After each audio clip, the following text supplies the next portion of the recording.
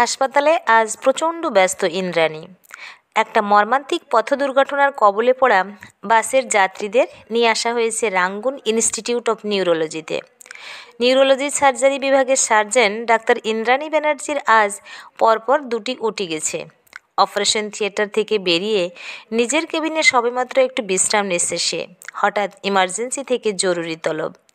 দ্রুত বেরিয়ে দেখে একটি 4 বছরের ছোট্ট শিশু মাথায় গুরুতর চোট নিয়ে এসেছে। তার অভিজ্ঞ চোখ দেখেই বুঝে যায় শিশুটির তৎক্ষণাৎ চিকিৎসা প্রয়োজন। সঙ্গে সঙ্গে নার্সদের ডেকে শিশুটিকে নিয়ে সে অপারেশন থিয়েটারে ঢুকে যায়।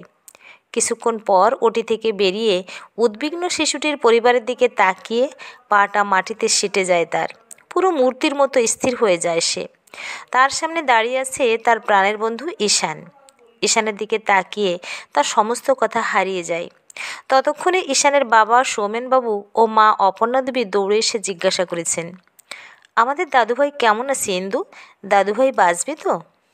ধীর পদক্ষেপে ঈশান এসে তার পাশে দাঁড়ায়, জিজ্ঞাসা করে, সৌম্যকে কেমন দেখলে ইন্দু? ওর কোনো ভয় নেই তো?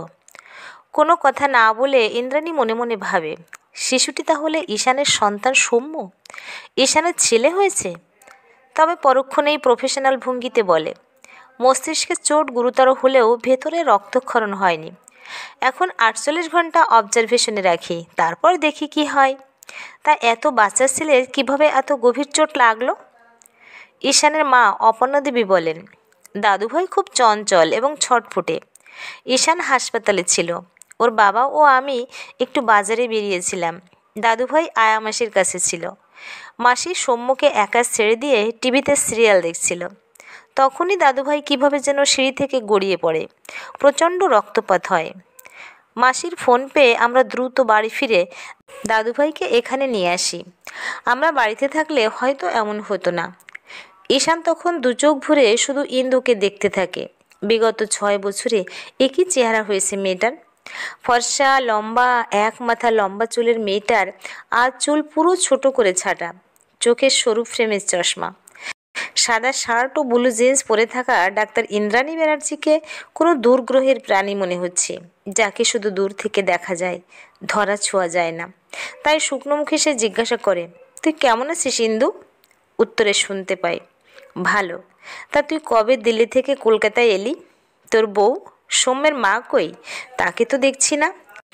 প্রত্যুত্তরে ঈশান বলে, আমাদের 1 বছর হলো ডিভোর্স হয়ে গেছে। আমার স্ত্রী জুই ছেলের কাস্টডি নিতে চাইল না। ও আবার নতুনভাবে বিয়ে করে জার্মানি চলে গেছে। আমি মাস 4 হলো দিল্লি থেকে ফিরে এসে MN বোস হাসপাতালে জয়েন করেছি।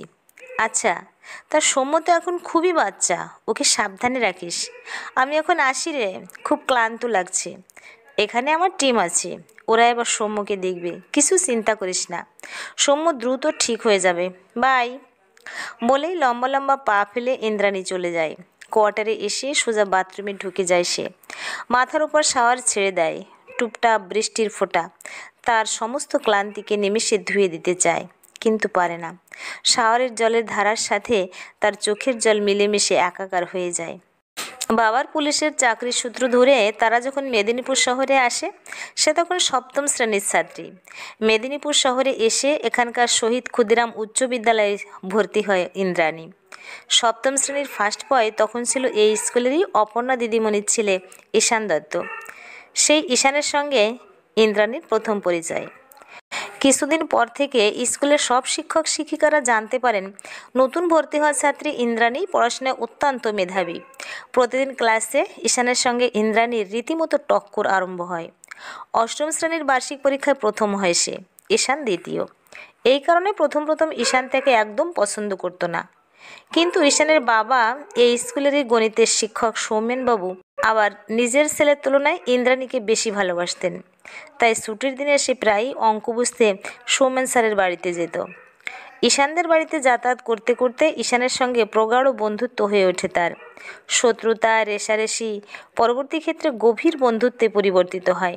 পরে মাধ্যমিক ও উচ্চ মাধ্যমিক পরীক্ষায় 2 বন্ধুই চোখ ধাঁধানো রেজাল্ট করে।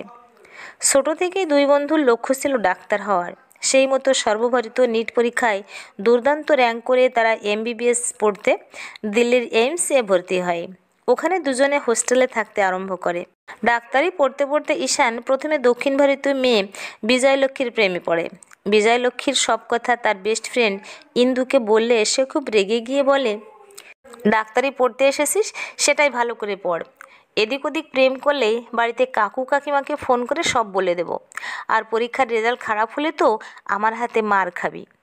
কিন্তু ঈশানের ঘাড়ে তখন প্রেমের ভূত চেপেছে।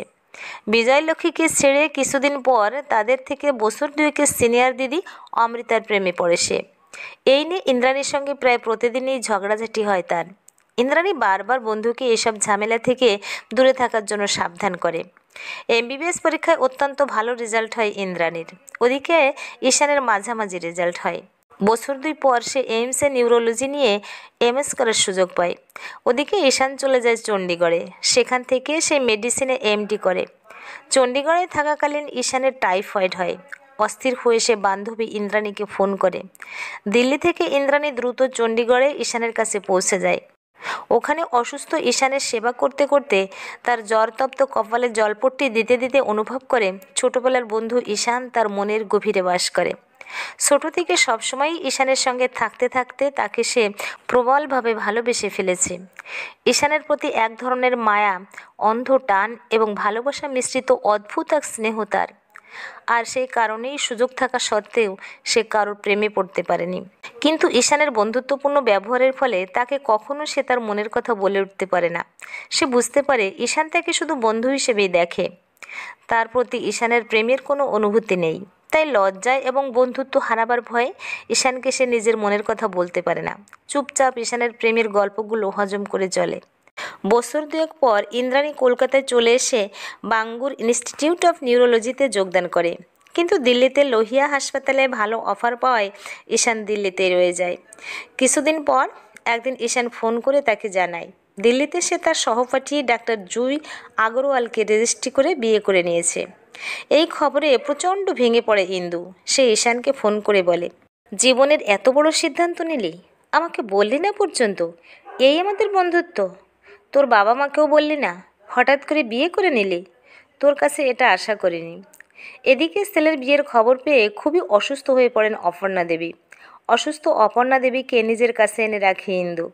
রাগে ঈশানের বাবা মা ছেলের সঙ্গে সব যোগাযোগ বন্ধ করে দেয়। সে তখন ঈশানকে ফোন করে বারবার কলকাতায় তার বাবা মায়ের কাছে আসতে বলে, কিন্তু ঈশান কোনো অবস্থাতেই কলকাতায় আসে না। উপরন্তু তাকে ফোন করে বলে দেয়, ইন্দু, তুই আমাকে আর সবসময় ফোন করে বিরক্ত করিস না। বাবা মায়ের কথা ছাড়, ওরা নিজেদের ঠিক সামলে নেবে।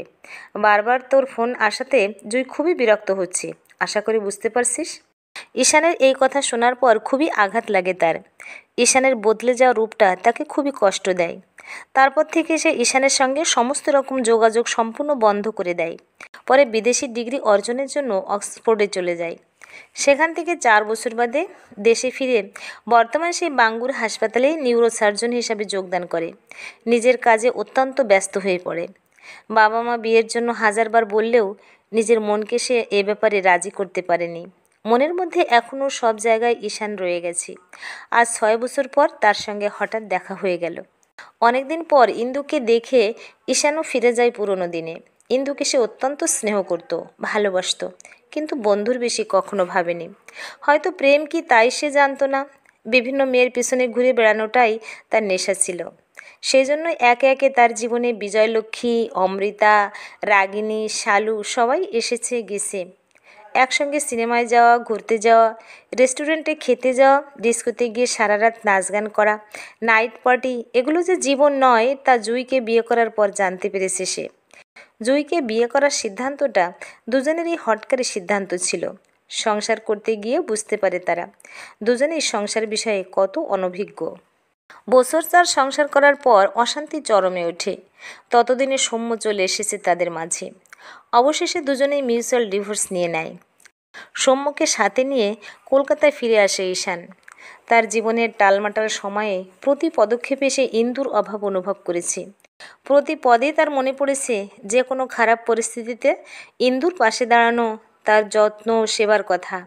বারবার ছুটে গিয়ে ইন্দুকে বলতে ইচ্ছে করেছে, প্লিজ ক্ষমা করে দে তোর অবুঝ বন্ধুকে, ফিরে আয়, চল আবার একসাথে নতুনভাবে সব শুরু করি। কিন্তু বলা হয়ে ওঠেনি। ইন্দু ততদিনে হারিয়ে গেছে। পরদিন হাসপাতালে গিয়ে সৌম্যকে বুকে জড়িয়ে ধরে ইন্দ্রাণী। হাত দিয়ে স্পর্শ করে ঈশানকে অনুভব করে। বড় বড় চোখ মেলে সৌম্য প্রশ্ন করে, তুমি কে? মিষ্টি হেসে সে বলে, আমি তোমার একটা আন্টি হই সোনা। আর কী বা বলবে। 1 সপ্তাহ হাসপাতালে থাকতে হয় সৌম্যকে। ওই 1 সপ্তাহের মধ্যেই ডাক্তার আন্টি তার বেস্ট ফ্রেন্ড হয়ে উঠেছে। ইন্দ্রাণীর ভালো লাগে সৌম্যের সান্নিধ্য। অপত্য স্নেহে জড়িয়ে ধরে তাকে। কিছুদিন পর সৌম্যর ছুটি হয়ে গেলে সবাই বারবার তাকে ঈশানের নতুন ফ্ল্যাটে যেতে অনুরোধ করে যায়। সৌম্য বারবার ডাক্তার আন্টিকে যেতে বলে, কিন্তু ঈশানের প্রতি অভিমানে সে আর ওদের ফ্ল্যাটে যায় না। এমনকি ঈশানের ফোন কলগুলোও ব্যস্ততার অজুহাতে এড়িয়ে যায়। কোনো দিনই ঘটা করে নিজের জন্মদিন পালন করে না ইন্দু। সেবার তার জন্মদিনের সকালে ঈশান, সৌম্য, কাকু কাকিমা হাজির হয় তার কোয়ার্টারে। সারাটা দিন সৌম্যের সঙ্গে হাসি মজায় কেটে যায়। রাত্রি কিছুতেই ছেলেটা বাড়িতে যেতে চায় না। তার গলা জড়িয়ে ধরে শুয়ে পড়ে। রাত্রে সবাই ঘুমিয়ে পড়লে তার অনুমতি নিয়ে তার দরজায় এসে দাঁড়ায় ঈশান। অনেক দিন পর দুজনে ব্যালকনিতে মুখোমুখি দুটো চেয়ারে গিয়ে বসে। ইন্দু, এই কয় বছরে আমার জীবনে অনেক কিছু ঘটে গেছে। সংসার জীবনে অনভিজ্ঞ আমি এতদিন ঠকতে ঠকতে শিখেছি জীবনের প্রকৃত বন্ধুর মূল্য কতখানি। জীবনের প্রতি পদক্ষেপে তোর অভাব অনুভব করেছি আমি। আজ এতদিন পর তোর সাথে দেখা হয়ে আবার নতুনভাবে বন্ধুত্ব করতে ইচ্ছে করছে। তোর এই বন্ধুর তার পূর্বকৃত অপরাধকে ক্ষমা করে দিয়ে পুনরায় একসাথে পথ চলা যায় কি? তবে সবটাই তোর ইচ্ছের উপর নির্ভর করছে। তুই যা বলবি তাই হবে। আজ আর চুপ থাকতে পারে না ইন্দু। বলে, এই কথাটা তোকে কতবার বোঝাবার চেষ্টা করেছি বোকা, কিন্তু তুই বুঝিসনি। ভালোবাসি ভালোবাসি বলে চিৎকার না করে কখনো কখনো অনুভব দিয়ে ভালোবাসা বুঝে নিতে হয়। কিন্তু তুই একটা আস্ত গাধা, বোধশক্তি নেই। তোর মতো গাধার কথা ভাবতে ভাবতেই তো আমার জীবনে এতটা সময় পেরিয়ে গেল। দাঁড়া, আর একটু ভালোভাবে ভেবে দেখি। তোমরা এখানে বসে কী কথা ভাবছো আন্টি? আমি ওখানে একা ঘুমোচ্ছি। হঠাৎ কখন ঘুম ভেঙে সৌম্য এসে দাঁড়িয়েছে খেয়াল করেনি তারা। হেসে সৌম্যকে বুকের মাঝে জড়িয়ে ধরে ইন্দ্রাণী বলে, এই তোমার কথাই ভাবছি সোনা, আর আকাশের তারা গুনছি। তুমি পারবে গুনতে? আমার সঙ্গে গুনতে আরম্ভ করো। 1, 2, 3, ওই যে ওইটা 4, 5। দুজনের হাসি খুনসুটিতে পুরো ব্যালকনিটা উপচে পড়ে। তাদের এই ছেলে মানুষই দেখে আকাশের চাঁদ তারারাও মিটিমিটি হাসতে থাকে। মুগ্ধ চোখে ইন্দ্রাণীকে দেখতে দেখতে সে ভাবে, অভিমানিনীর অভিমান এবার অবশ্যই ভাঙবে। আর খুব তাড়াতাড়ি বন্ধু ইন্দ্রাণীর সাথে নতুনভাবে পথ চলা শুরু করতে হবে তাকে। প্রিয় ভিউয়ার্স, এতক্ষণ সাথে থেকে গল্পটা শোনার জন্য অশেষ ধন্যবাদ। গল্পটা ভালো লাগলে একটা লাইক, কমেন্ট ও শেয়ার করতে পারেন। আর পরবর্তীতে এরকম আরও সুন্দর সুন্দর গল্প শোনার জন্য আমার চ্যানেলটা সাবস্ক্রাইব করে পাশে থাকুন। ধন্যবাদ।